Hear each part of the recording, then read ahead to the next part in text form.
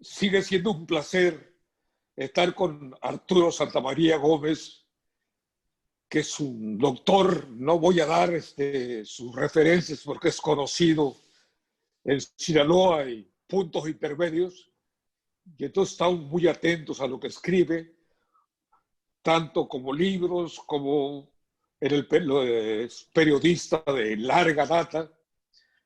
Igualmente Cayón, que ha vivido dando conferencias, escribiendo, inclusive os hizo el favor un tiempo de escribir en Sinaloa en línea.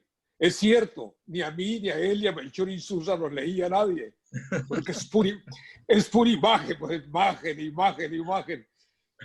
Entonces, evidentemente que estoy con dos gigantes, gente muy, muy, muy, muy conocida, profunda en sus intervenciones, en sus escrituras, en sus palabras, y yo me siento a veces pequeñito, pero le hago la lucha, ¿no? Le hago la lucha, ya ven cómo es la vida, tiene uno que buscarle, porque es como la rueda de la fortuna. No, no, el de adelante corre mucho y el de atrás se quedará. Entonces estoy tratando de no quedarme tan atrás de ustedes, siguiéndolos, aprendiendo de ustedes. Pero dicho esto, Santamaría, tienes la palabra, ni modo. Oye, Elio, no nos pongas ropajes tan lujosos, porque tan después decepciona uno y nos sí, quieren porque cobrar, ¿no? se levantan Sí, expectativas que ve no. tú a saber, ¿no? A ver, Y mejor, lo digo con una canción. Lo digo porque lo siento. Y si lo siento es verdad. Exacto. Bueno, bueno, eso pasa con los sábados vamos a normalmente. dejar esta regla. Bueno, Arturo, tienes la palabra. Sí. Bueno, pues el tema de hoy se impone por sí mismo y tendría que ver con lo que podríamos llamar la videofraticida política o la lucha política a través de la imagen o del escándalo, a través de los medios, la lucha política mediática, ¿no? Que se traslada, digamos, de las calles, de los foros institucionales a los medios, ¿no? Ahí es donde se está dando la lucha política contemporánea en México y particularmente en este sexenio. En este sexenio y en muchos otros países, o sea, no tan solo en este periodo de México.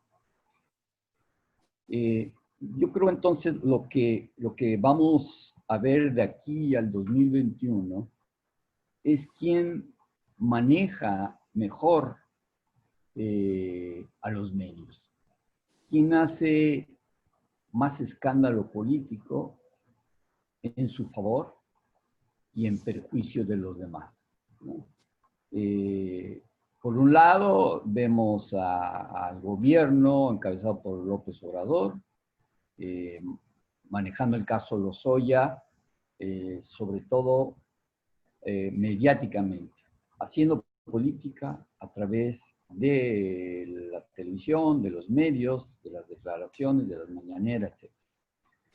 Y ya vimos que le están respondiendo sus contrincantes, sus adversarios, como él dice, de la misma manera, recurriendo a un periodista que es crítico, confeso, de López Obrador, como Loret de Mola, o podía ser otro, pero Loret de Mola es bastante aguerrido y como que trae también un sentimiento bastante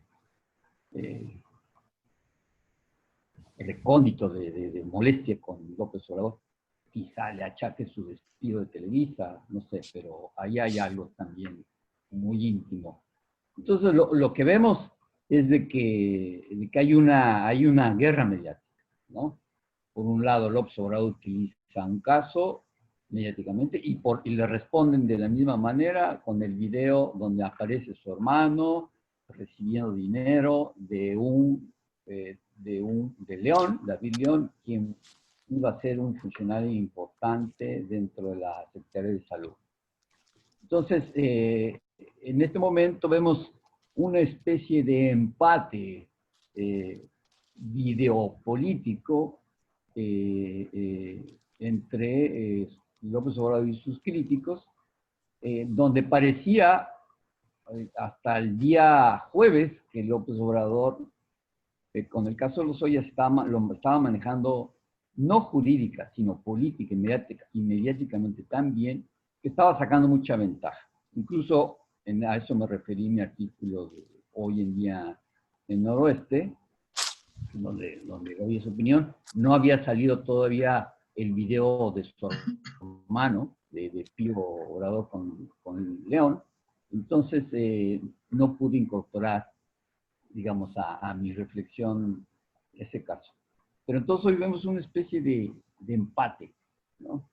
Y lo que se va a ver de aquí en adelante es la información que salga, cómo va inclinando la balanza, ¿verdad? Hoy apareció, le decía yo al Cañón, que Dolia Esteves, periodista corresponsal de Proceso y articulista de Sin Embargo, que están en Estados Unidos, hizo una investigación donde encuentra que el famoso Ferrari que perteneció a López Mateos no pudo ser regalado por Peña Nieto por Javier Duarte a Peña Nieto, como lo señala Lozoya en su denuncia, porque dice ella que ese carro se vendió en Los Ángeles en 2012 en un coleccionista, ¿no? Y Javier Duarte había dicho que él jamás en su vida se había subido un Ferrari, que ni los conocía, pero era difícil creerle a él, ¿no? Pero a Dolia Esteves sí lo podemos creer, porque además hay documentación, se sabe quién es el propietario.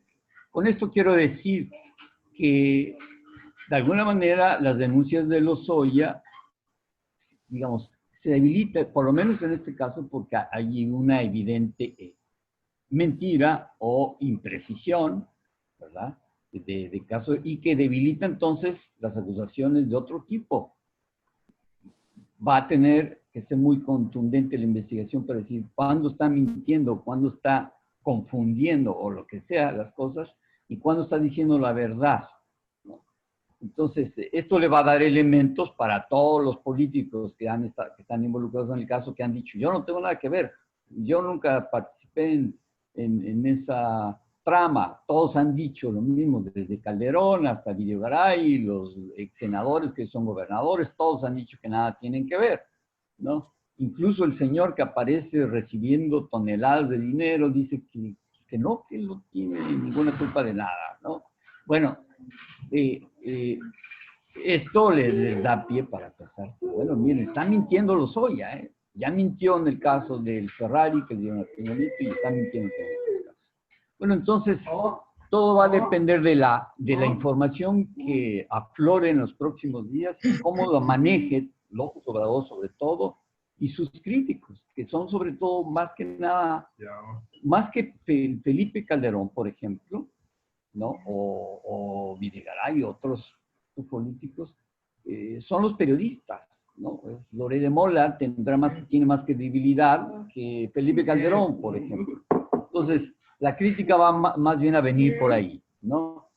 Por un lado el gobierno y por otro lado los medios criticándolo. Entonces vamos a ver cómo avanza esto de aquí en adelante. Creo yo que la ventaja la tiene López Obrador porque ha demostrado que maneja las mañaneras de una manera extraordinaria y que va inclinando las cosas a su favor, ¿no? Vamos a ver cómo evoluciona, pero esto va a ser de aquí al 2021, a toda la campaña y la precampaña, ¿no?, del 2021. Esta va a ser la guerra política, este va a ser el principal escenario de confrontación. No las cámaras, incluso ni las mismas campañas, sino las campañas como que más bien se van a hacer con los medios. Entonces, ya estamos instalados en la contienda política del 2021, ¿verdad? Y este es, hasta el momento, este es el round más sangriento, digamos, más peleado de esta disputa. Cayón. Sí, yo creo que estos videoetazos que se están dando en la política mexicana, que vienen a sumarse a los tuitazos y todo lo que signifique esta comunicación de imágenes, ¿no? Y de palabras breves, de frases cortas, de golpes más que de reflexiones, de acusaciones más que de argumentos, etcétera, de colgar etiquetas más que de dar evidencias empíricas sobre los acertos o dichos. Me parece que ese es un fruto, no diría podrido, pero sí un fruto que no es comestible para una vida, para una política decorosa, para una política con unas ciertas gotas de moralidad. Me parece que la política mexicana fue hecha en un mar de corrupción y de ahí casi nadie se salva. Es decir, si tú entras a la política y no tolerabas o también participabas en la política, nunca te iba a ir bien, nunca ibas a tener éxito. Era una red de complicidades que tenías que saber convivir en ella o entrar de plano a esas cosas o ser actor de esa situación. Y eso que está quedando muy claro ahorita, porque, por ejemplo, este partido Morena, el partido de López Obrador, que tiene una tradición cuyo origen más remoto es el PRI por el mismo López Obrador, por Porfirio Muñoz Ledo, por Manuel Bartlett y por Ifigenia Navarrete, etcétera. Todos ellos aprendieron a hacer política en el PRI y las virtudes y ciertas mañas o manías también de ahí abrevaron.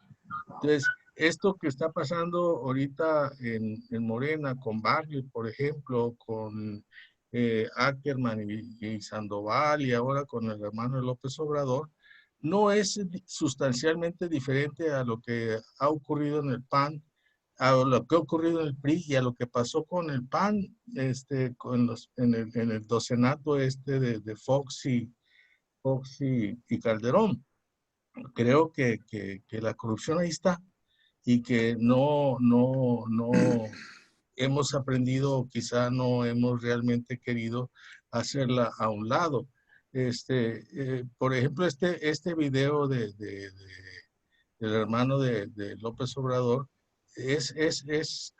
haz de cuenta que es un priista el que está ahí. Quizá la diferencia entre los actos de corrupción del PRI o del mismo PAN en algunos casos, con esto que ocurrió aquí, no es muy, puede ser, sí, apabullante, pero sustancialmente lo mismo. Igual ocurrió con Bejarano. Bejarano tomó dinero indebidamente para uso político. Su hermano tío tomó dinero indebidamente para uso político. Por ahí mencionan también a Ricardo Montreal, contando dinero que también tenía un destino político. Por ahí se grabó y hay un audio de una conversación entre él y el gobernador que era del Verde antes, y en donde estaban, sí, en donde pues estaban hablando de un tráfico de mercancías, de un tráfico corrupto, de favores y beneficios. Entonces, me parece que esta imagen de santidad política que se quiere ver a la opinión pública, ¿no? Actualmente por el régimen, por el gobierno actual, pues no tiene máculas, o sea, no es inmaculada, tiene manchas, tiene ciertas cosas ahí que hacen ver que si acaso el que está más arriba es un personaje al que no se le puede criticar de un acto indebido de esa naturaleza, a partir de ahí, de él, de esa cima hacia abajo, hay una gran cantidad de casos que no hacen muy diferentes las cosas. Entonces, a mí me parece que esto que dice Arturo, de que Obrador lleva ventaja, efectivamente, lleva la ventaja de estar en el gobierno, ¿no? El gobierno ayuda mucho a seguir en el poder, ¿no? Sobre todo si no vivimos en un régimen plenamente democrático. Entonces, y creo que por ahí sí lleva esa ventaja, pero me parece que esa ventaja ha ido un poco disminuyendo gradualmente, como lo muestran las encuestas de opinión, en donde hay una tendencia más o menos marcada, claro, con sus saltos hacia arriba, pero que va en promedio va hacia la baja. Nada que ver con aquellas cifras del 65% de aprobación, ya no, ahora no dejan de ser buenas cifras para quien las recibe, es decir, para el gobierno de la 4T, pero también me parece que han de ser preocupantes. De ahí precisamente que este descenso en la aprobación al gobierno de Andrés Manuel López Obrador es el énfasis, esta acentuación de su lucha contra la corrupción, en donde tienen pues un elemento que les está ayudando muchísimo, que es el caso de Lozoya Austin. Sin embargo, creo que de aquí al año siguiente esa estrategia o ese instrumento va a dar todo. Va a dar todo de sí. Ya en dos que tres patadas ya puso en la lista a una decena o 15 personajes importantes en la política mexicana. Y desde ahorita pues van a estar desmontando esas acusaciones, esas denuncias, esos señalamientos. Y si las cosas que realmente están ahorita tras el telón de la corrupción y los videoetazos, ¿no? Si las cosas de la realidad, como es la economía, los efectos letales de la pandemia, creo que ya andamos, si no pellizcamos los 60,000 decesos, ya estamos a punto de horas para que esa cifra dramática y catastrófica se cumpla, como la calificó el mismo Gatell cuando vaticinó que sería una catástrofe, un desastre, una catástrofe llegar a 60,000, pues ya llegamos. Y lo que es inusitado, lo que es increíble, es que a pesar de esa problema, la gravedad de ese problema, a ese personaje al frente de la pandemia, en la lucha contra el coronavirus, se le haya dado más responsabilidades. No, bueno, sí, ¿qué pasa ahí en esa mentalidad que gobierna este país? Bueno, pues también te lo explicas un poco con este señor que estaba dándole dinero a su hermano. Resulta que lo acaban de nombrar algo de importante en el gobierno de Manuel López Obrador, y por ahí dijo que era un servidor público extraordinario, dijo al momento que lo estaba nombrando, hace cosa de 2 semanas. Igual hay por ahí otro audio o video en donde habla extraordinariamente bien de su hermano, y hay otro video, y en fin, o sea, ya esta imagen de ya no es tan, ya no le explicaría mucho de eso de las aves que cruzan el pantano y no se manchan. No, yo creo que sí, quizá, como quiere volar tan bajo, ¿no? A ras de suelo, pues creo que sí le queda una que otra salpicadura de lodo. Elio. Bueno, yo estoy muy preocupado. La edad nos hace muy preocupones, pero también los hechos. Estamos en terribles crisis de salud o económica, de violencia. y dos etcéteras que ya agrego yo. Y todavía tenemos un fondo terriblemente profundo de polarización en México, que vamos prácticamente a más polarización. Primero porque me parece que Gertz Manero y López Obrador no representan poderes divididos, sino el poder de López Obrador. Creo que ese documento donde hay denuncias de 20 y tantos corruptos, yo sí lo creo, debía estar solo y exclusivamente con Gertz Manero. ¿Por qué lo filtraron? ¿Por qué filtraron el video, por ejemplo, que evidencia a otros corruptos, como así Santa María, con errores? Y diría más, y la oposición, en vez de recurrir a la Suprema Corte, no lo hace, o los periodistas, para paliar este tipo de cosas y que se garantice la independencia de los poderes, hacen más ruido y también con inexactitudes terribles. ¿Sí? ¿A dónde vamos? ¿A dónde vamos? Cierto, pareciera que se empata todo este cochinero con la salida del video de Pío, otros le dicen Pillo López Obrador. Vean ustedes por qué. Lo de Monreal ahora, que yo lo dudo de Monreal, pero como vienen de la misma clase política, a veces lo creo, ojalá que la semana aclare, porque es un tipo brillante.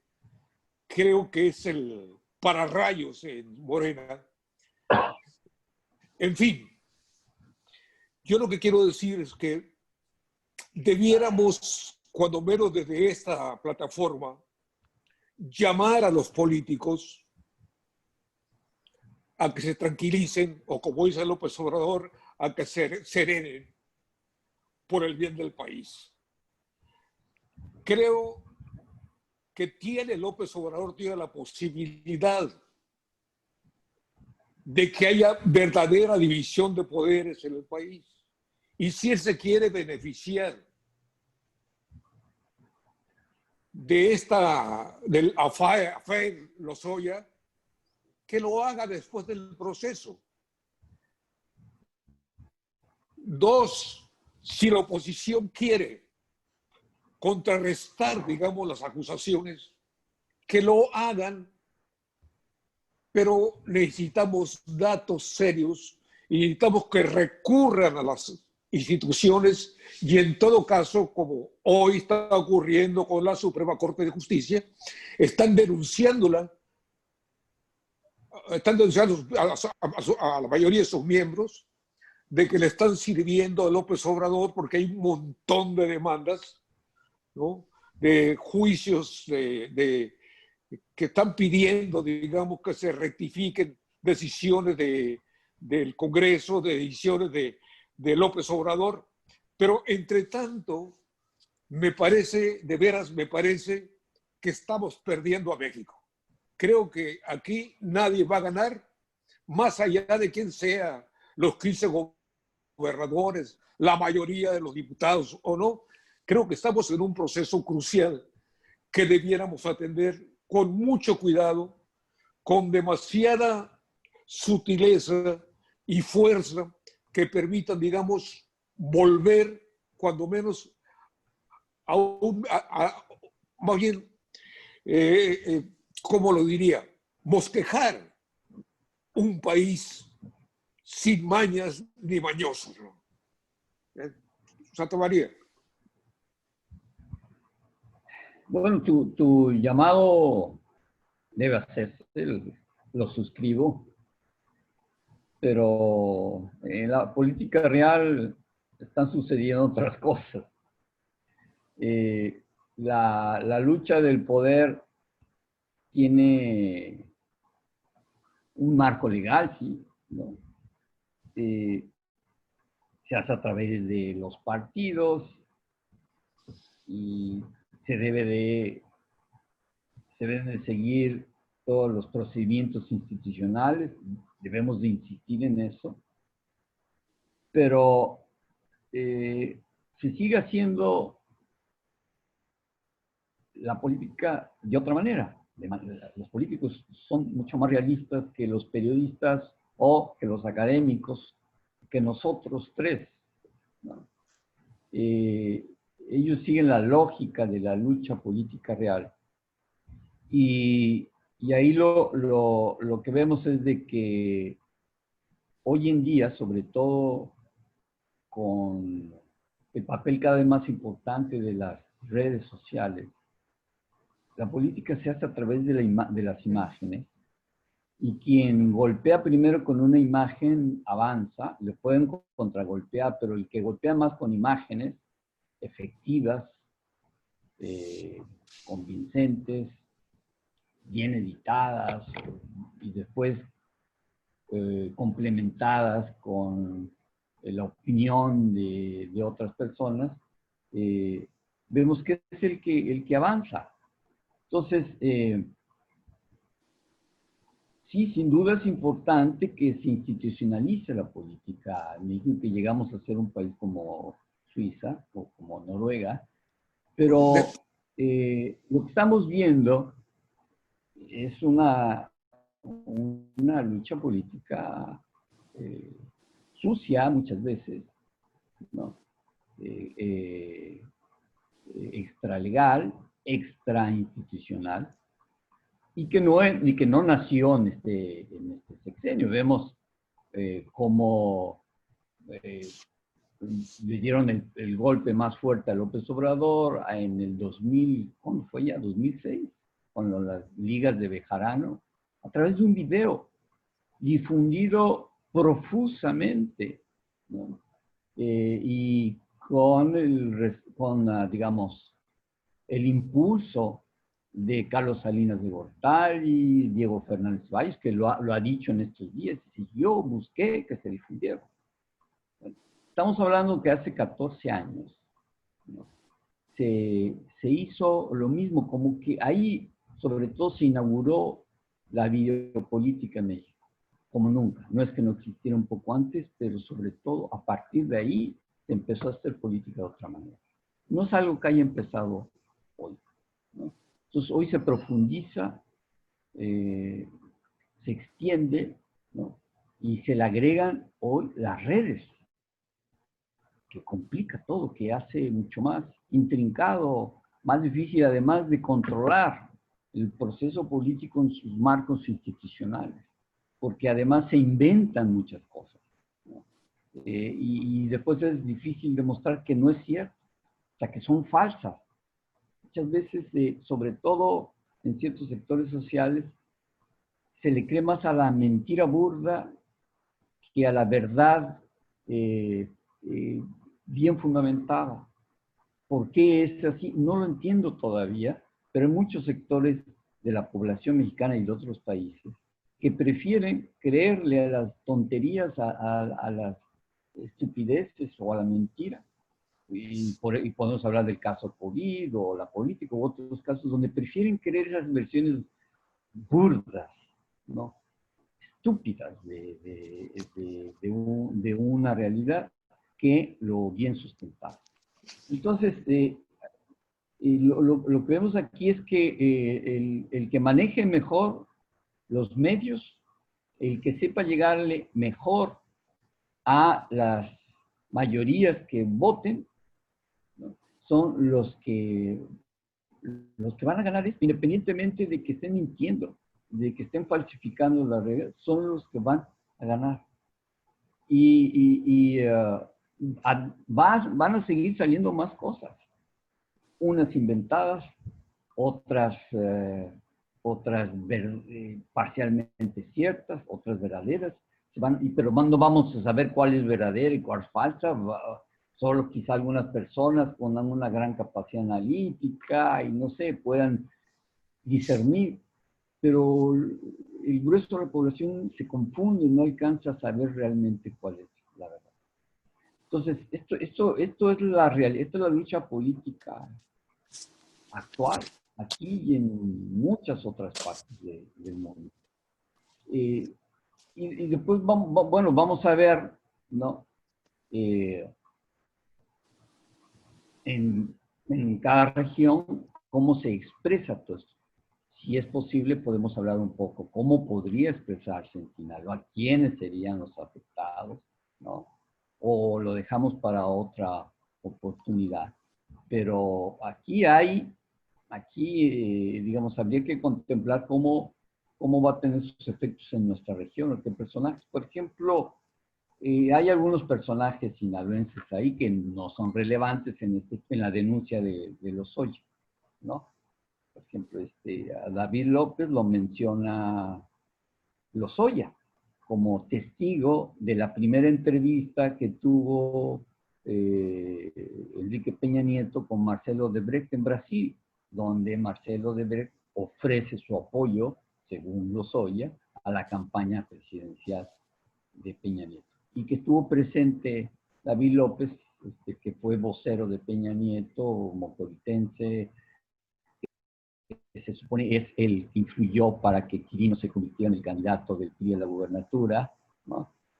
Según las versiones dominantes, sostenidas por él mismo. Entonces ahí lo van a citar, por ejemplo, ¿no? Seguramente. Entonces, para que dé su testimonio, no sabemos qué puede decir, etc. Pero bueno, va a tener sus efectos, independientemente de que aparezcan o no personajes, va a tener sus efectos en la política. Lo cual yo aventuro la hipótesis de que se dificulta si prevalece la versión de Lozoya, ¿no? De la complicidad PRI-PAN para aprobar a través de soborno la reforma energética, y López Obrador la sostiene y la hace triunfar. Esto va a dificultar muchísimo las alianzas políticas en Sinaloa, por ejemplo. ¿Cómo se vería una alianza PRI-PAN, ¿no? La alianza de los corruptos mayores, si es que la versión López Obradorista se impone sobre la otra, de que él es tan corrupto como los demás, porque recibió dinero a través de su hermano para actividades políticas, etc. Entonces, esto es una guerra propagandística, una guerra mediática, una guerra política, en la que el más hábil, ¿no? El que tenga más argumentos, el que maneja mejor los escenarios, es el que va a ir imponiendo las cosas, no tan solo a nivel nacional, sino también a nivel regional, pensando en la elección de 15 gobernadores, la elección de diputados federales y de diputados estatales en 15 entidades del país, que van a terminar de consolidar el proyecto de la 4T o a debilitarlo, echarlo para atrás. Por eso esta lucha es fundamental, ¿no? Porque en el 21 vamos a ver si López Obrador se fortalece o al contrario, lo hacen retroceder de una manera significativa. Cayón. Sí, yo retomaría un par de expresiones de tuya, Arturo, y también de la intervención de Helio. La de Helio, tomo esa a la que se refirió un poco esta conjunto de crisis que se están retroalimentando y que mantienen al país en cierta zozobra de todo tipo, ¿no? De sanitaria, de económica, política, etcétera, y envueltos en el escándalo político. Esa es una vista sumaria que hago de la actual situación en México, ¿no? Y también veo hacia adelante en 2021 a lo que se refería Arturo, en donde estos últimos sexenios. Recuerdo que se decía que iba a ser la madre de todas las elecciones, en cada elección federal, en cada elección presidencial, veíamos así un punto de ruptura, un punto de quiebre, un giro tremendo, ¿no? Y sí, porque cada vez eran más disputadas y cada vez eran más encendidas y cada vez eran más controvertidas, postelectoralmente hablando. Y bueno, ya están las crisis, están el 2021, que seguramente este huracán de conflictos que desde ahorita soplan desde Palacio Nacional, pues van a llegar hasta el siguiente año. Yo tengo una opinión sobre este aspecto. Por ejemplo, en el largo periodo priista, 60 años, o el más reciente, digamos, de Luis Cortines para acá, para no meter a Lázaro Cárdenas, vaya. El PRI tenía una virtud, era promotor del orden. Y el presidente de la República imponía una disciplina tremenda entre la clase política mexicana. No se me veía una hoja si desde Los Pinos o de la presidencia no se decía muévase. Los gobernadores, los diputados federales, senadores, etcétera, presidentes municipales, todos lo que dijera el presidente, ¿no? Es ese presidencialismo muy estudiado por don Daniel Cosía Villegas, también por Krause, desde luego, ¿no? Y que se nos mostró esta facultad, Octavio Paz, no me lo dejes, Carpizo también con el metaconstitucionalismo, etcétera. Ese enorme poder concentrado en la presidencia y que con ese poder imponía orden. Cuando llega la pausa panista con Fox y Calderón, el orden siguió. Ya no en el presidente, por cierto, porque Fox qué orden podía imponer. Pero el Congreso de la Unión se encargó precisamente de articular ese orden, porque trataba con los gobernadores presupuestalmente, ¿no? Con los recursos, y al mismo tiempo, pues Fox toleraba mucho a cada gobernador para que ellos le permitieran seguir en la presidencia y tener sus 15 minutos de gloria. Bueno, eso de alguna manera resultó en cierto orden. Y con Calderón, bueno, él entretuvo al país con esta famosa guerra contra el narcotráfico, pero en lo que fue políticamente hablando también se mantuvo el orden, porque Calderón supo contemporizar con los gobernadores también. Con Peña Nieto, pues volvió otra vez el presidencialismo, quizá no tan mayúsculo como antes, pero también en la presidencia de Peña Nieto supo imponer su presencia, es decir, cierto orden. Ahora con López Obrador es justamente lo que yo no veo que salga de Palacio Nacional ahora, una propuesta de orden. Al contrario, lo único que sale de ahí casi todas las mañanas son vientos que provocan desorden. Desorden en los partidos, desorden en las instituciones, relajamiento de las leyes, un desorden en la opinión pública. Es decir, y además, hacia el 2021 hay una crítica sistemática en contra del INE. Hay reacciones en contra de los fallos del tribunal. Hace 2 o 3 días les dijeron cambien a su dirigencia, pero cámbienla ya. Y entonces de repente ahí aparecen muchos y dicen, ¿por qué nos vamos a dejar que nos imponga el tribunal esto y aquello? O sea, en las huestes morenistas hay un cierto desenfreno, hay un cierto, una libertad exagerada para rechazar y hacer cosas y dejar de hacerlas o no hacerlas, lo que sea. Entonces, en ese clima vamos a llegar. Los gobernadores, bueno, ahora acaba de reunirse la CONAGO, y el gobernador de Chihuahua, ya haciendo una reflexión después de esta reunión, lo vi ayer, Jurado, no recuerdo su apellido, el gobernador de Chihuahua, dice que la CONAGO, mande, ¿cómo? Corral. Corral, perdón. Javier Corral. Exactamente, Javier Corral. Dice que la CONAGO ya simplemente ya perdió su fuerza original, su capacidad de poner orden, de establecer un diálogo entre el sector de entidades federativas con el Ejecutivo. Dice que esta fue la última reunión y que ahí él cree que ya esa organización ya dejó de servir, de ser útil.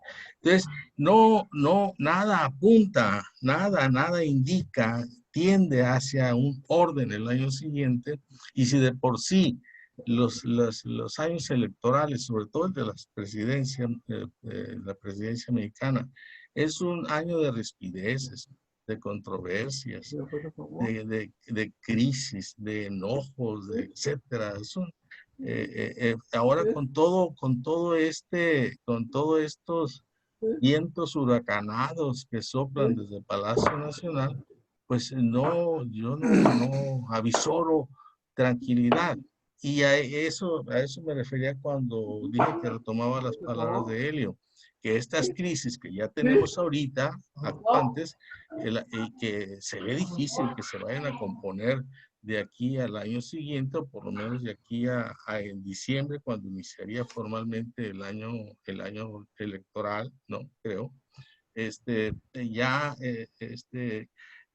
Nadie indica pues que vamos a entrar a un periodo de estabilidad. Al contrario, todo está indicando que vamos a entrar a un periodo de turbulencia, y como dicen en los aviones, fasten your seat belts, ¿no? Porque nuestro nave va a sangolotearse.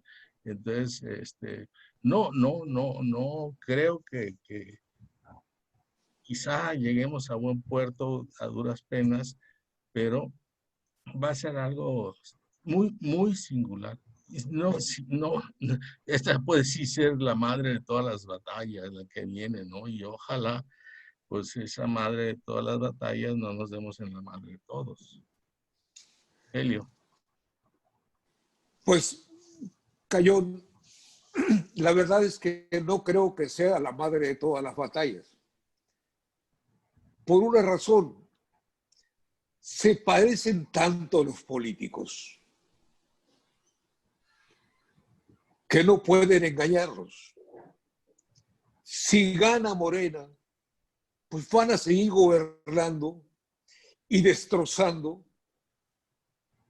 las pocas cosas que habíamos logrado en la democracia en México, aún que no habíamos podido acabar con el presidencialismo y la corrupción que estuvimos denunciando, cayendo en cárceles, etc. Pero tampoco creo que lo haríamos con los contrarios, que están embarrados hasta donde ya no nos imaginamos. Están violando, por un lado, el proceso de los procesos penales. Es un juguete en esta controversia, en el affair Lozoya. Pero ¿qué decir? Por ejemplo, que no se están violando las leyes del INE. O sea, ahí tenemos la podredumbre en ambos lados, creando clientelas a nuestros ojos, mintiendo a nuestros ojos, y además los políticos de uno y otro lado están creando redes clientelares con vos, con los siervos de la nación, yo digo, vamos más allá de 2021 con una crisis que me parece que no va a terminar.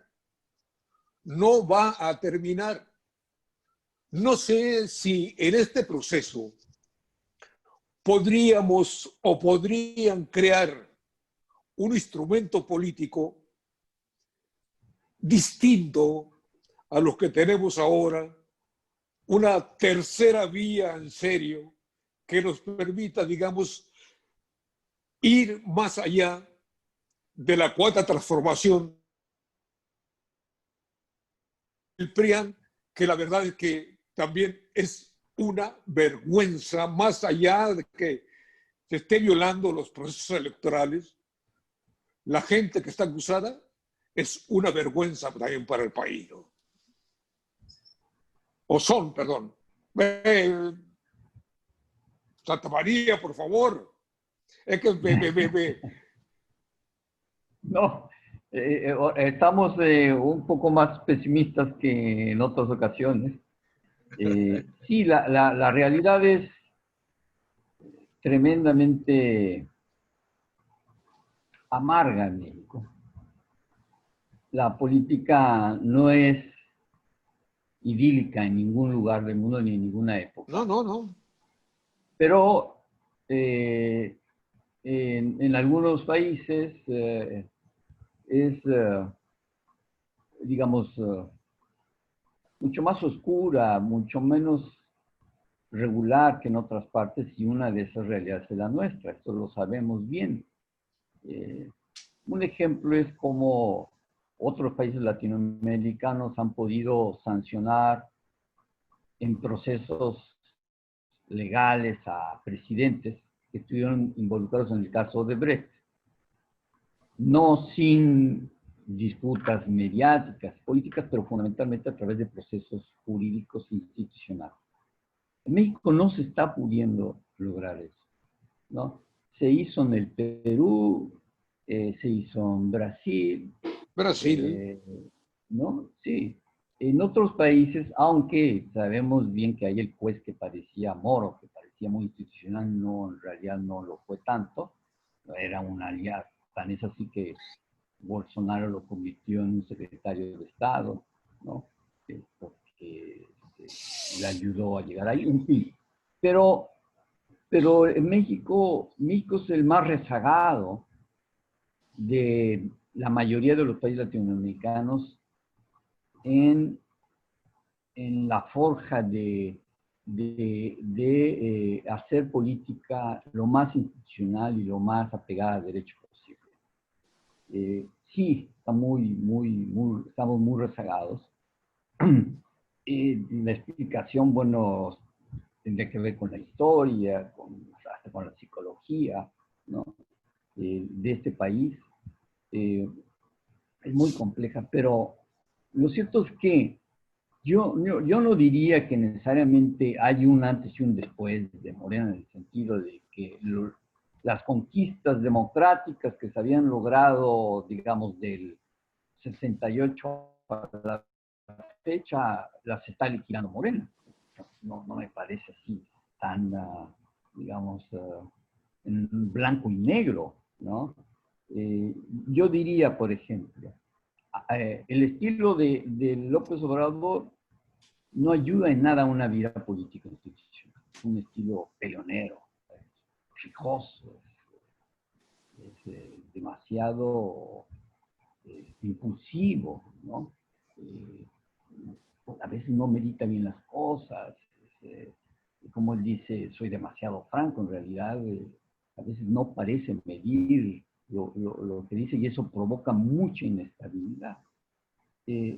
Pero a la vez, nosotros vemos que nunca en la historia de México, y ahí sí, nunca, un presidente ha sido tan brutalmente criticado sin que se encarcele a nadie, ¿no? Claro, hay, por ejemplo, lo que le acaba de hacer Aguilar Camín, evidentemente ahí hay una venganza política, ¿no?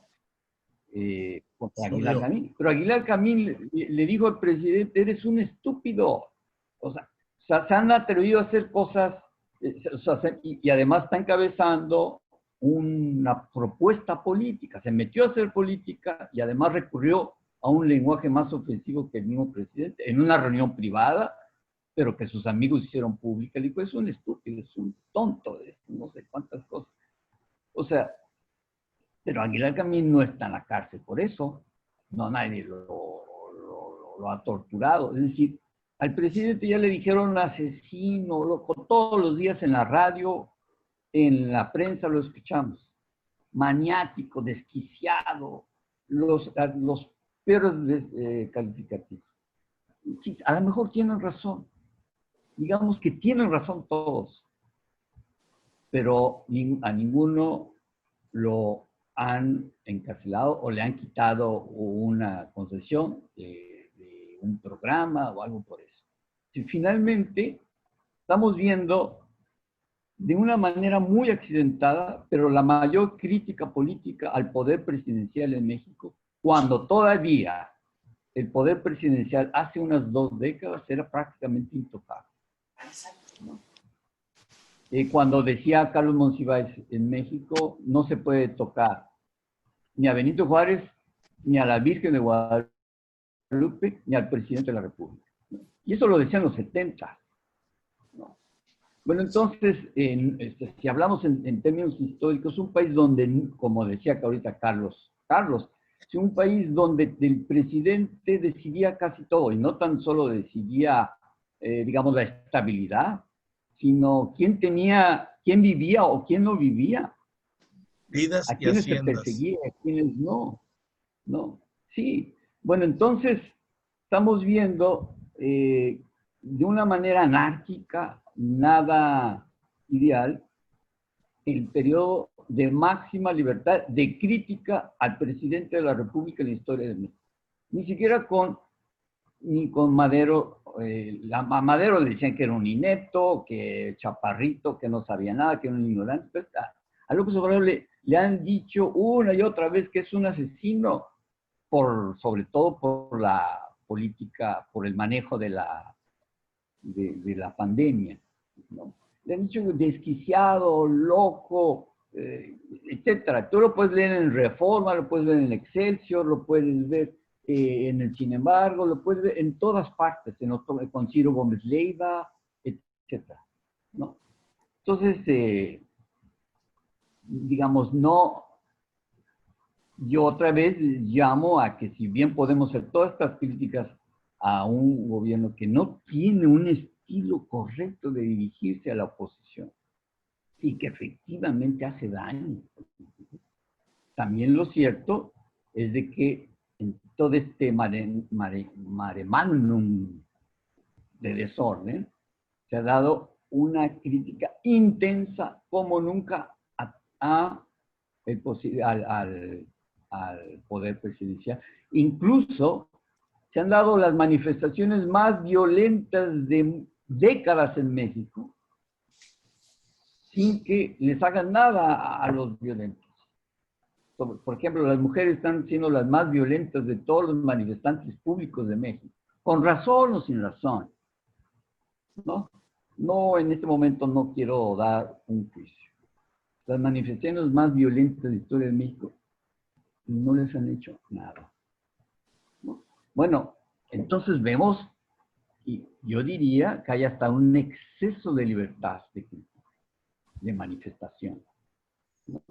Fíjate, yo sería más autoritario que López Obrador, yo no permitiría algunas cosas, yo diría, no, en el marco de la ley hay que limitar algunas cosas. Entonces, vamos viendo, no creo que podamos llegar a conclusiones de que el crecimiento de la democracia, el desarrollo de la democracia llegó hasta acá y que ahora se está derrumbando todo, ¿no? Debido a la 4T. Yo estoy de acuerdo con muchas de sus observaciones, pero no lo veo tan drásticamente ni que sea el único responsable, ¿no? Porque además veamos cómo se hacía la política con Peña Nieto. Puro billetazo, ¿no? Puro, digamos, ¿a eso le llamamos democracia? ¿No? Cuando a bolsas, a golpe de dinero y de mucho dinero se hacía todo. No quiero mencionar la fuente, pero cuando vino Peña Nieto, porque es de una persona que estimo mucho y lo puedo comprometer, Cuando vino Peña Nieto a inaugurar las obras del centro histórico de Mazatlán, en las últimas semanas, aquí, ¿no? Trajo un equipo de logística privado al que se le dieron 20 millones de pesos por organizar la cena, la fiesta, y no hizo nada. La mejor fuente que te puedo decir es de la gente que organizó todo en Mazatlán, ¿no? Dicen, nosotros no vimos ni un quinto, le dieron 20 millones de pesos a una empresa que vino con Peña Nieto, vino a hospedarse, ¿no? Y hizo 20 millones por una minucia, la organización de la cena con la que se entregaban las obras del malecón y del centro histórico. 20 millones de pesos por una estupidez. Podemos imaginarnos cuánto se gastó a lo largo del sexenio haciendo política, como le muestran las vacas, esas enormes dinero y muchas otras denuncias, ¿no? O sea, eso no lo podemos llamar la construcción, el avance, la consolidación de la democracia en México. Si se hacía a base de total corrupción, ¿no? Bueno, entonces tenemos que ver las cosas con más calma, ser muy críticos con el actual gobierno, pero no podemos decir que es el responsable de todo, y menos decir que está destruyendo las como dicen muchos, no estoy de acuerdo con esto. Cuando veo que jamás se ha criticado, como decía hace rato, tanto un gobierno, no se ha detenido a nadie, ni siquiera le han puesto un sustito. Por ejemplo, como cuando uno criticaba algo en la UAS y nos ponían unos golpeadores y nos amenazaban de muerte, etcétera, hace unos cuantos años, ¿no? O ahora en la UAS que a todo mundo amenazan si no quiere hacer las actividades de paz. Entonces, o sea, veíamos las cosas, ¿no? Con un poco más de amplitud, yo diría, ¿no? Bueno, Ayón, ya nos contesta la quedaría María, por favor. una última intervención a cada uno para ir cerrando y voy a aprovechar pues que mi turno. Ahora ya le voy a llamar ya no análisis político, sino escaneo político. Y hay escaneos de punto fino y escaneos de punto grueso. Entre más fino, pues observas más detalles de una realidad tan compleja como la nuestra. Y yo estoy de acuerdo con ese escaneo político que hace Arturo Santamaría. O sea, muchas cosas de las que dice son efectivamente que hay que aceptarlas, que son realidades, ¿no? Por ejemplo, cuando habló de las libertades, yo me pregunto, bueno, ¿y en qué me han coartado alguna libertad a mí? Pues ninguna, ninguna, ¿no? Y el que publica en un periódico tampoco, supongo. En fin, creo que no hemos perdido en ese terreno. Uh, pero aún así me preocupa que nos veamos, hagamos ese escaneo de fino detalle y perdamos las visiones hacia más adelante, hacia un proyecto. Y eso realmente es lo que a mí me preocupa de un gobierno como el que encabeza López Obrador. Por ejemplo, más me preocupa además porque me confirma mi preocupación lo que dijo Helio, que el PRIAN, pues, ¿quién le va a depositar alguna confianza? Ya se la habían quitado el año antepasado y ahora con esto de los videos y el último priista, Peña Nieto, pues está realmente en la picota, etcétera. Entonces, cada vez menos se puede confiar en esa dupla prianista. Y entonces, casi por reducción, se va a la 4T. Y la 4T queda como la única alternativa o la opción posible. No, yo no digo que él lo haya dicho por ahí, pero como ya condenó al baúl de los recuerdos al PRIAN, y si es posible a un reclusorio también, la 4T es la única opción, ya no digamos viable, ve tú, posible. Y el escaneo político de Arturo, pues lo confirma porque hace un listado de positivos y un listado de negativos y todos me parece que son correctos, ¿no? Y en eso, pues, la objetividad de Arturo y su honestidad intelectual es digna de aprobación, vaya, de valoración. Sin embargo, insisto, me preocupa que estemos regresando a un régimen de concentrador, ¿no? A un régimen centralista, a un régimen que no toma en cuenta mucho el federalismo, más que de dientes hacia afuera. Ahí están las declaraciones de Corral, esta CONAGO ya no sirve, es decir, porque esos 30 millones de votos se han convertido no en un autoritarismo, desde luego, ¿no?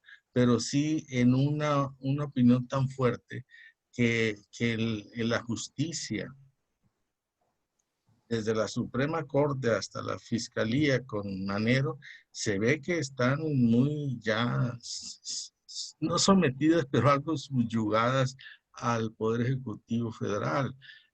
Y así los órganos, entidades autónomas descentralizadas, una tras otra, han sido eliminadas, minimizadas, disminuidas y golpeadas.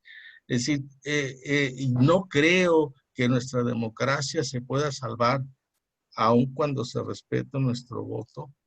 Sí, la concentración del poder, sí, centralización, concentración y el control de los medios, como se está viendo ahora también, se vaya a salvar o vaya a madurar o vaya a desarrollar, que es lo que esperamos todos. Al contrario, creo que nuestra democracia puede salir dañada. Ese sería un daño. Y además hemos visto también en este escaneo, podemos también ir hacia otras partes de las cuartillas de escanear y vemos, por ejemplo, que estas consultas fuera de toda regla que acostumbra hacer el gobierno de la 4T para tomar decisiones, ¿no? Es decir, consultas que no es más que unas urnas por aquí, por allá en las plazas públicas, la gente va y son muy pocos los que van, pero la mayoría de los que van están de acuerdo con ese medio y están de acuerdo con, ya se espera la votación. Y así van también tumbando proyectos para sustituirlos por otros que también tengo serias dudas de que sean proyectos oportunos desde el punto de vista de su inserción económica y social en México y que pues son producto de este poder central, de este poder casi omnímodo, de este poder casi omnipotente, de este poder que el federalismo no es más que una letra ya bastante poco firme de color, pues en fin. Entonces, eso es lo que creo que debiera de preocuparnos de las políticas del gobierno, si van a permitir crear un país con libertades, con democracia y, fíjense, amigos, con justicia social. Es decir, uno de los lemas de López Obrador, por el bien de todos, primero los pobres, la forma como lo está haciendo no es la mejor. Es más, si dura 6 años este gobierno y no repite, no continúa ese mismo proyecto, esas reformas se caen inmediatamente. No son sostenibles. No son sostenibles desde el punto de vista económico. No tienen los efectos mejores que pueda tener. La justicia de López Obrador la entiende, es la que él da. Es ex post. No es una justicia que venga en las leyes. Por eso grita y ha gritado mucho al diablo con sus instituciones. Es decir, al diablo con el Estado de Derecho, porque el Estado de Derecho es una institución y la más importante de todas, ¿no? O es al diablo con las instituciones, al diablo con las leyes. Yo hago las cosas como a mí me plazca hacerlo. Y lo mismo lo hace con este lema de por el bien de todos, primero los pobres. Él es el gran justiciero. Él da, de su propia mano da. No son las leyes las que nos dan la justicia, nos las da la mano de López Obrador, la justicia social. Y ahora, por si no sobrara con eso, ahora la misma justicia conmutativa, la que castiga los delitos, también él la quiere conducir desde un micrófono, ¿no? Él hace prejuicios, él prejuzga, aporta pruebas, él mediatiza esto mediáticamente también, y uno duda si efectivamente lo que quiere es justicia legal o lo que él entiende por justicia, y lo que entiende por justicia es política del poder. Adelante, Elio. Admito esta primera parte de Santa María. Por fortuna, este gobierno no ha golpeado a nadie, no han asesinado a nadie, y esto hay que reconocérselo a López Obrador. Pero tengo la impresión de que si las cosas siguen en este derrotero, lo que a mí me hacen los de Morena, cuando critico a los de Morena, es amenazarme.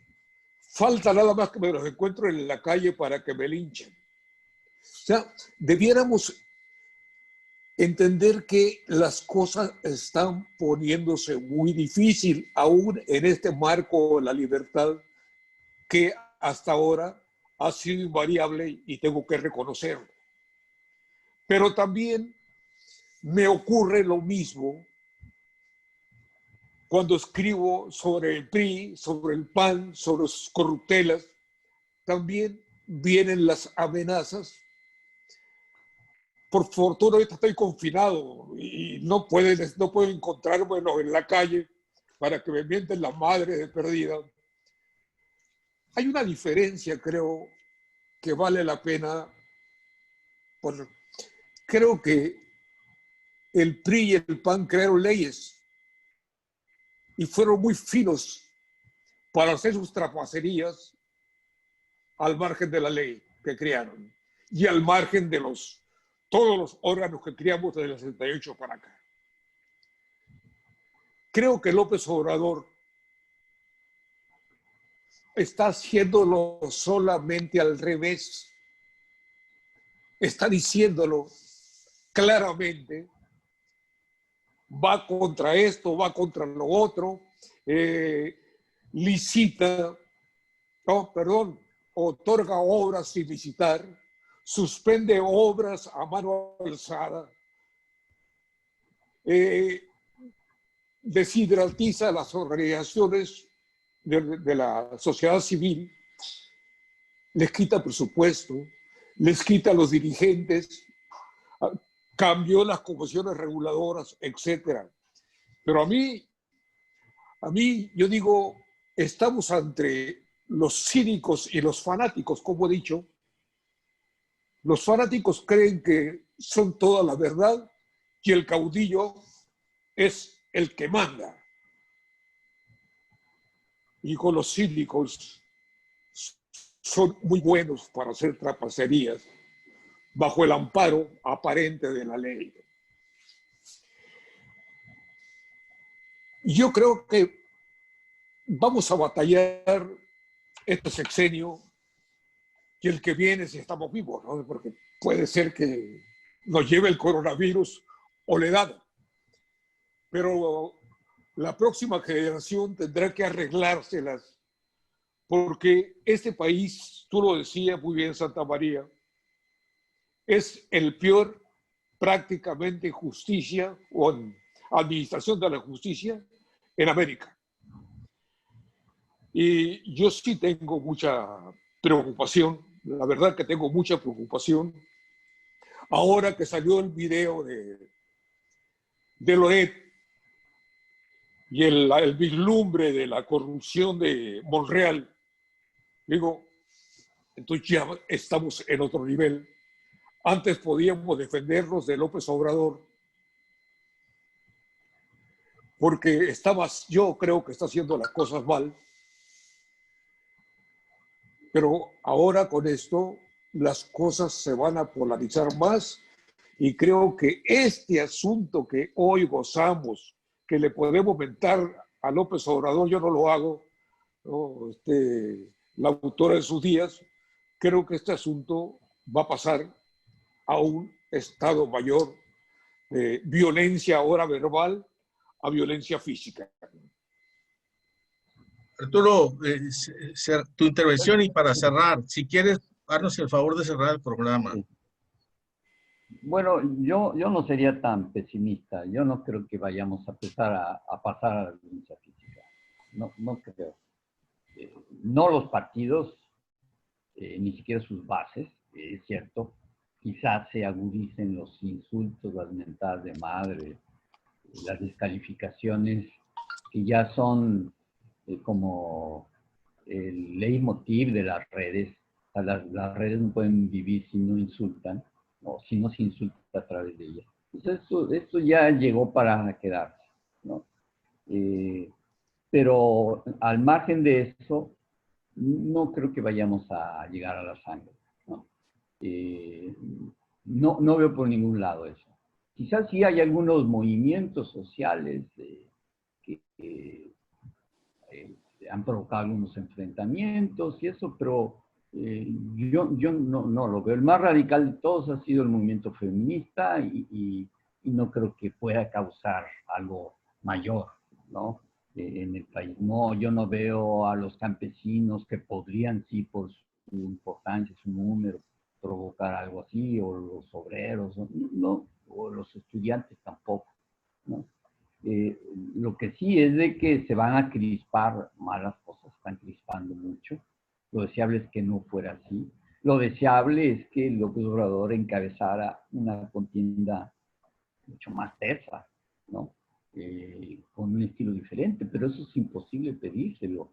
O sea, es su personalidad, eso ya, y no es que la pruebe, ya, o sea, lo que quiero decir es que no se puede modificar eso, ¿no? Es así, es rijoso, es peleonero, ¿no? Es tropical, como diría Krauss, en el sentido de el exabrupto, ¿no? El Mesías tropical. Bueno, también es que es, claro, sí es presidencialista al más estilo clásico, al estilo más clásico del PRI, ¿no? Entonces, pero, digamos, eso habría que detenerlo, sin duda. Ese presidencialismo no creo que sea nada benéfico. Es un presidencialismo metaconstitucional, al estilo priista, ¿no? Que lo intentó incluso el PAN, ¿no? Y, por ejemplo, bueno, Felipe Calderón impuso a un candidato a la presidencia, ¿no? A Cordero. Y Fox quiso imponer otro candidato y no pudo. O sea, también dentro del PAN ha habido intentos de establecer un presidencialismo dentro del partido, no tan solo dentro del Estado. Entonces, López Obrador sí, sin duda, él va a escoger a los candidatos, etcétera, ¿no? Entonces, eso no es nada deseable, es un retroceso, sí, ¿verdad? Pero no veo, digamos, más allá de eso, no creo que alcance la vida política de López Obrador para, digamos, como decía Helio, acabar con los avances democráticos que han logrado en el país. Momento, pido la palabra. Yo no he dicho eso. A ver, no, ¿cómo no? Decías, sí dijiste. Yo digo que está golpeando, que están... ¿Sí? Que está golpeando. Vamos no seas así. Que los está golpeando, no los está acabando, ¿no? Y efectivamente hay una concentración de poder, ahí sí, ¿no? Muy fuerte, que no es nada benéfico. Pero yo no creo que le alcance el tiempo para más, sinceramente. Ahora, que no se va a tener un crecimiento económico, como diría Carlos, yo creo que sí, muy bajo si es que lo hay, los próximos 4 años, ¿no? No ha tomado las mejores decisiones. Pero efectivamente no parece haber hasta el momento una alternativa partidaria hay que crearla. No, bueno, yo no sé. Hace rato estabas hablando que estamos demasiado viejos, etcétera. Bueno, por lo menos yo no me estoy construyendo un partido, ¿no? Pero no, ni creo que haya tiempo para eso, ¿no? Bueno, la que está construyendo Felipe Calderón ya nació más manca que nada, ya lo están multando con un dineral por haber hecho las cosas mal desde un principio, ¿no? O sea, estamos viendo, ¿no? Felipe Calderón, un hipercrítico, quiere un partido y ya le dijeron de dónde salió el dinerito ese para el financiamiento. Ya lo multaron, ¿no? Con 2,5 millones de pesos, 4 millones, ya no sé con cuánto, por no haber aclarado de dónde sacó el dinero para la construcción de su partido. Entonces, ven, o sea, ¿para dónde caminamos? No, ¿hacia dónde vemos las cosas? Digo, no es fatalismo, pero México es así, claro. Hemos luchado porque sea diferente, porque sea más institucional, más democrático, pero nos ha costado un enorme trabajo. Aún así, yo culmino diciendo, yo no soy tan pesimista como ello, que sí que las cosas van a pasar a mayor. No creo, no va a pasar de la rijosidad declarativa mediática, de jaloneos, de solapas quizá en el Congreso, no de insultos, pero no creo que se pase de ahí. Bien, Helio, creo que ya terminamos en esta ocasión. Despide el programa, por favor. Y yo le cedo la palabra a Santa María. No, no. Yo ya terminé. Bueno, Helio. Ya terminé. Bueno, No, Arturo adelante, Santamaría, Helio además, Millán. tú eres el que imaginó esta plataforma. Termino. O no, Carlos, pues ya Carlos. Empezar es lo difícil. Carlos, despide el programa, por favor, porque yo y Pues Santa sí, no, María terminamos yo, mal. la gentileza de darle a No mal. Arturo y a ti, pues hay que despedirlo de todas maneras, así es que me tocó y pues muchas gracias por la asistencia, muchas gracias Arturo, Helio y pues yo mismo aquí estamos como siempre para tratar de discutir la agenda política del país. Espero les interese nuestros puntos de vista. Muchas gracias, hasta la siguiente. Nos vemos a la próxima. Hasta luego.